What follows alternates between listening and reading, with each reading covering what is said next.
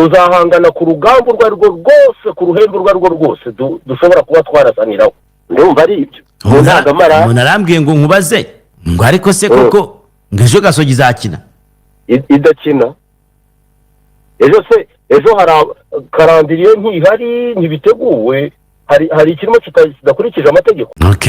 Erega Gasogi ntabwo yanze gukina, ahubwo Gasogi yanze yitwa ry'amategeko no gukora ibinyuranyije n'amategeko, n'itonesha, n'iyica ibintu ku mpamvu zimwe z'abantu bakaye bakora ibintu mu buryo bw'umurongo bakabikora mu buryo bugayitse.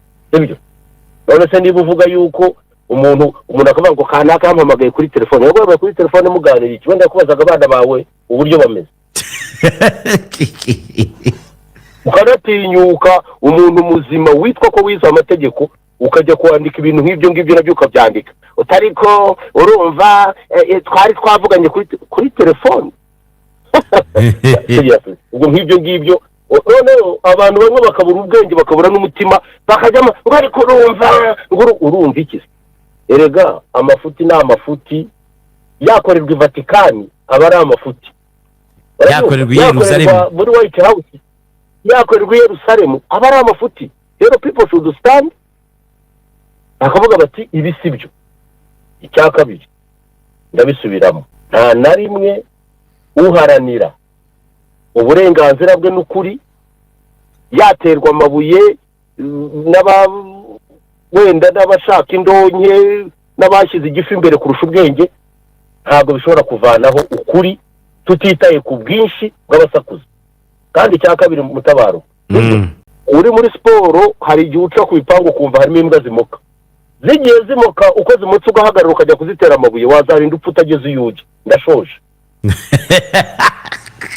Icya kabiri ndashaka abantu babimenye, igihe cyose ngewe nk'akakoza nzaba mpari ko ari we wese warenganywa. Sibyo? Yaba ari Kiyovu, yaba ari Rayon Sport, yaba ari APR, yaba ari Amagaju, yaba ari Bugesera, yaba ari Etenseri, yaba ari Mukura, yaba ari Gorira, yaba iyo ariyo yose. Sibyo? Erega hari ikintu ngiye kubwira, hari wacyumva cyase ntanacyumve. Uko isi igenda ihinduka, ibintu bigenda binduka cyane. Uzi ko hari igihe kera bizagera wenda duhari cyangwa tudahari, kurenganwa ukabyemera bakakurenganya, nabyo bizagera binduka icyaha. Hasi wenda wemera gute ko bakurenganya? None hari akantu kamwe kajya kansetsa. Sibyo? Umbabare nkavugeho. Abantu bakoza amafuti yabo barareba babone mu nyungu z'igihugu. Inyungu z'igihugu ni izi n'amavubi se. Ibi bintu abantu bagerageza no bareke kuzajya bafata ibintu ngo babigire politike. None ntabwo nigeze numva avuga ariko none minisita byamubabaje. Minisita ni watumye abantu gukora amafuti. Ahubwo yababazwa nuko abantu bakoza amafuti.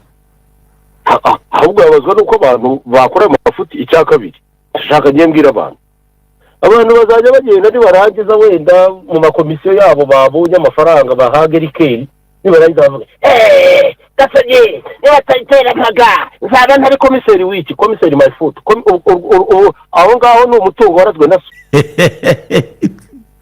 Rimwe muzatuma tuvuga n'ibintu tuba dufite gahunda yo kuvuga. Sibyo?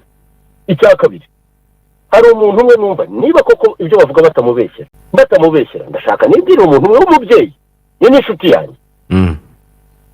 Ndagusabye uramenye kora akazi kawe neza,